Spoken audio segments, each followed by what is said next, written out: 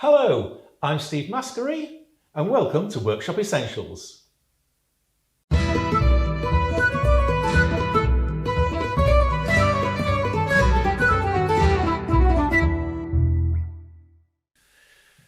When I film something, I like to think that I know what I'm talking about and I can do it well enough to demonstrate to somebody else.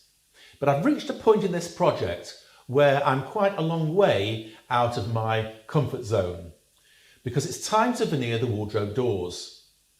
I am not an expert in veneering.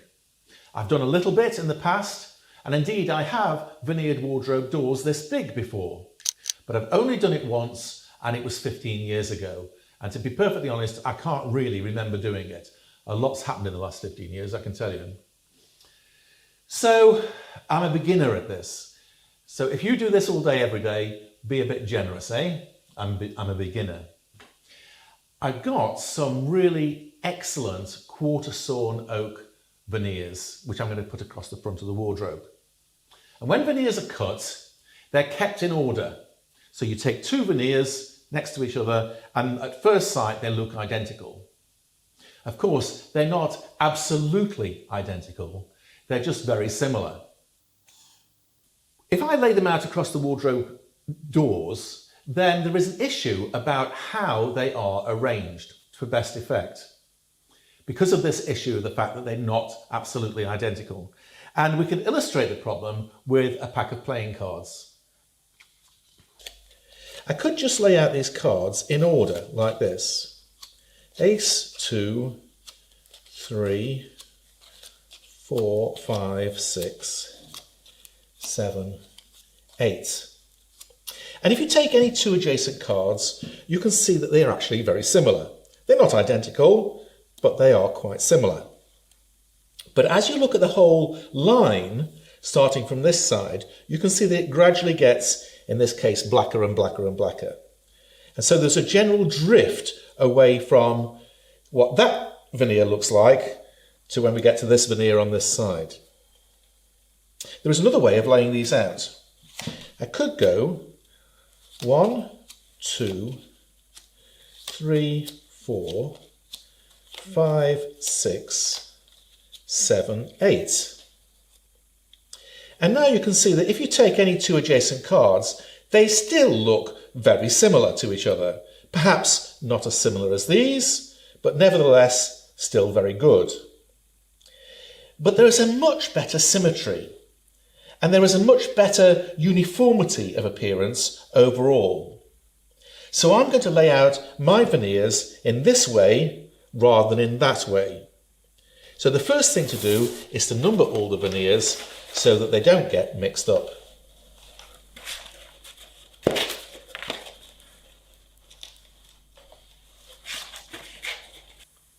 Well, there has been a bit of a hiatus since I saw you last. I've not done very much to this project for the last few weeks. I've been doing other things. So it's beginning to drag on. I started it in May and it's now the second half of November. So I really would like to try and get it finished before Christmas. So I'm preparing the lay-ons for the doors. I've done the 4 balance lay-ons, that's the inside of the doors. And they are made of 2 pieces of crown cut veneer, book matched. And the fronts are going to be a quarter sawn oak veneer, but they're not quite as wide as I would like them. They don't quite cover the width. I thought they were the same width as my crown cut, and they're not. So I'm having to put a bit on each side. Fortunately, I've got some strips left over from the previous job, so it's the same batch of veneer, and there'll be a good match. It's just a lot more work because I'm having to do 3 seams per door instead of the 1 that I was expecting to do. And each seam takes about an hour to cut and tape. So it really is quite time consuming. I'm using my track for the straight edge and I've tried different ways of cutting the veneer. I've used a scalpel, I've used a rotary cutter like this, and both were okay, but neither was great on such a long length. So it was my mate Pete who said, well, if you've got your track, why don't you use your track saw and saw them? Yeah, he's not as daft as he looks, you know, Pete. So this is what I'm doing, and it works really, really well. So I've got my 2 veneers. This is door number 3 as you go along. So we're going to see the face side of veneer number 2 and the reverse side of veneer number 4. So I've got 2 against 4 dashed. And they go face to face. I've put some masking tape along the edge that I'm going to cut. That'll support the fibres. And I've got a piece of MDF to support the track. And I've got a piece of sacrificial MDF that I'm going to cut into. You can see I've already pretty much worn out one side. So that goes there like that on my bench. And my veneers, I'm going to put them up to the edge of the sacrificial piece like that. Now there is a little bit of sapwood here, so I need to cut that off. I'm going to lose about ½ an inch or so. And now we're ready to go.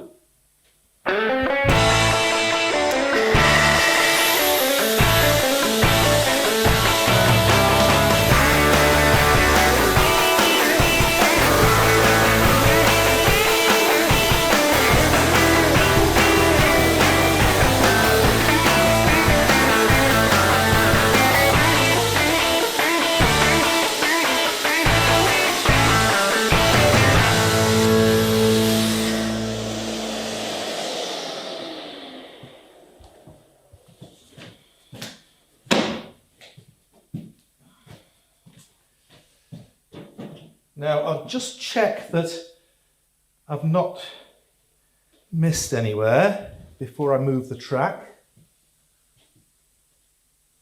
Yeah, that looks good to me. So let's have a look how nice it is.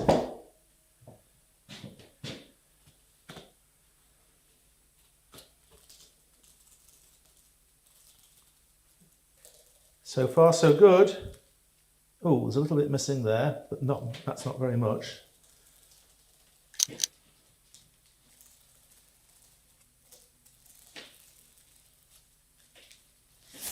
Blooming marvellous. I've got a little tiny bit missing there, not as big as a pinhead. So that will fill with, when it's finished sanding and lacquer and stuff like that. So now these two can be taped together.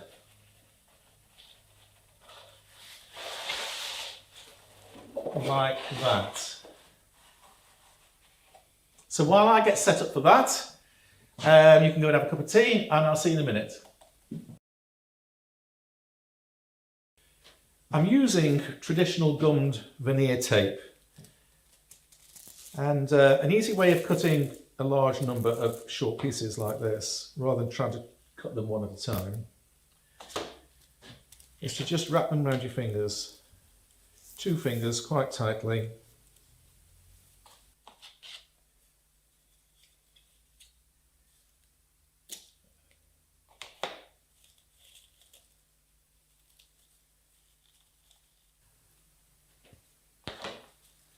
And then just make sure that they're all separate, because when you've got wet fingers, they stick to you and they'll stick to, if one gets damp, they'll stick to everything else. So let's get them spread out. Take a strip, the merest hint of water, and that goes across the seam. Pull it tight, pull the seam together, and as the paper dries, it will just give it a little tiny bit of tension. And in fact, along here, I can't actually see where the seam is. I mean, I know where it is, but it's absolutely spot on tight. So this just takes a little bit of time.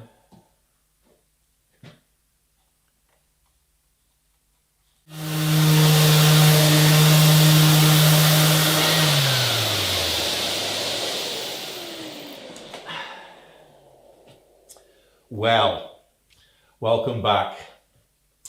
There's been another hiatus of 2 or 3 weeks since preparing the lay-ons, because again, I've been doing other things. And the reason is, to be honest, I've been putting it off. I feel a bit daunted by this. It's a long time since I've done it, and I don't feel that I'm an expert in what I'm doing, to be honest. So I've got one door which has been veneered both sides, and that's come out really nicely. If we take a look at it, this is the face side. The seam's nice and tight, it's all nice and flat. Okay, there was extra bit on the sides to increase the width. Not the best match, but it'll be all right. And the inside, the balance side, is actually come out really nicely. I mean, I'd be happy for that to be the outside of my door, to be perfectly honest. So yeah, that's come out very well. Oh, by the way, I don't normally keep it leant up against the wall. It's not a good way to store it. They're actually stored flat when I'm not using them.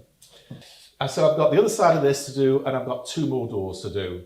So come with me over there, and I'll show you what my pressing setup is. This is my pressing setup. I've got some trestles over there with the doors themselves and the lay-ons on, and my bag is on my cutting table here. The first thing to say is that I can't do this on my own. I've only done this once, it was a long time ago. I can't do in my early 60s what I was able to do in my mid 40s. It's not just the weight, it's the fact that they have to be manoeuvred in. It's just too difficult. So I've roped in my friend Charlie to help. The bag itself is made from greenhouse polythene. Not an ideal material, but for a one-off like this, it's all right. My proper bag isn't quite big enough. So it's sealed with silicone down that edge and then taped. The silicone doesn't set because there's nowhere for it to off gas. So it stays permanently gungy. Far from ideal, but adequate for a one-off job like this. The polythene is 0.25 millimeters thick. Now my bag is 0.5 millimeters thick. So this is half the thickness. And that means that by the time you've got 2 layers of the bag and then folded over, the total thickness is a whole millimeter less than with my proper bag. And so the sealing strips don't hold it quite as tightly. So I've put some tape on to increase the thickness so that they fit more snugly. Inside the bag, I've got a platen made of MDF. It's actually 2 pieces that are dominoed together, loose dominoed, so that they line up. And they've got a grid of grooves cut into them, 150mm by 150mm, 6 inches square. And then there's a couple of long MDF skis on top, so that when I slide my door in, it doesn't catch on all these grooves as it goes in. So we start with the lay-on the polythene. And then over there, we put the glue on the door, then put the lay-on top of the glue, then the cawls on top of the lay-on, and then the whole lot goes in the bag. The ski runners come out, the ends get sealed up, and the air gets sucked out. What could possibly go wrong? The pump itself, I used to have a really nice maintenance-free carbon vein vacuum pump, and somebody stole it. So I've made a setup using a air conditioning pump, vacuum pump, a little dial on it, little meter, and a valve. And it works all right. It works all right. And it was a lot cheaper than my original one. The downside is that this one uses oil and it vents into the room. And after a while, it's been on an hour or so, there's this fog in the workshop. It's really not very nice and can't possibly be good for you breathing it. So I've got a hose pipe taped to the exhaust, and that goes out to the door. But it's the beginning of December and I don't really want my workshop door open more than is absolutely necessary. So we're just about ready to press. I'm just waiting for Charlie to turn up, and then we can get glue on, lay on, cawls on, door in, skis out, ends sealed, air sucked out. That piece of white felt is a breather strip, and it helps to suck out air from the far reaches of the bag. But if you think I'm going to fanny about with a video camera when I'm doing something as complex and time sensitive as a veneer pressing, then you've got another thing coming, mate.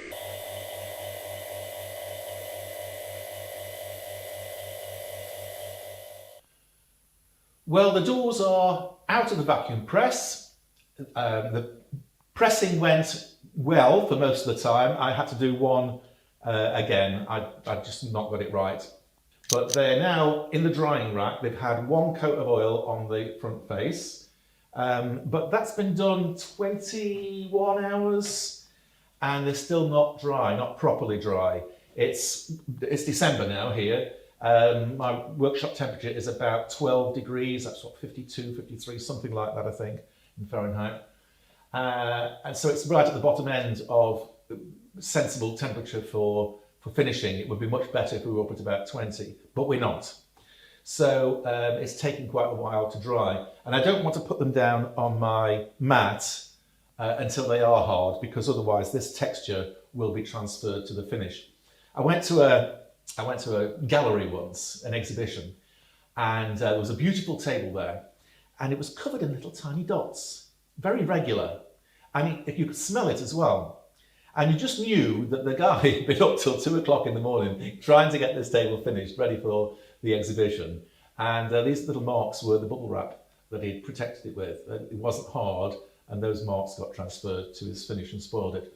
So I've got no choice but to just be patient. They're over there in the drying rack, and I'll just have to do it when they are ready for me. So in the meantime then, I've got other things to do. I'm turning my attention back to these Mackintosh motifs. Now, I've tried several different finishes on this, and I've tried lacquer, I've tried oil, and I didn't like either of them. They looked horrible, actually. So strip that off. And I've settled on a black wax polish. This is just shoe polish, put on with wire wool. And these two have had 2 coats. They'll need a third one, I think. And these have only had 1.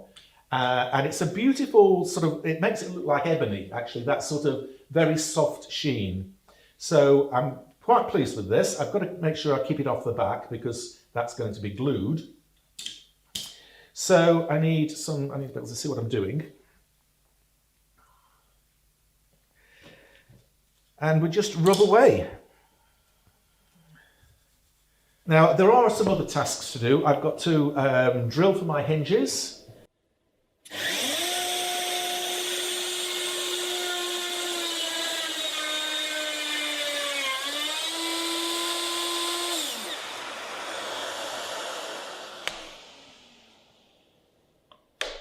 And drill for my handles, but I can't do that until the doors are properly hard. So that's all there is left to do, really. The next time I see you, I'll be up in the bedroom doing the final commissioning. So join me there.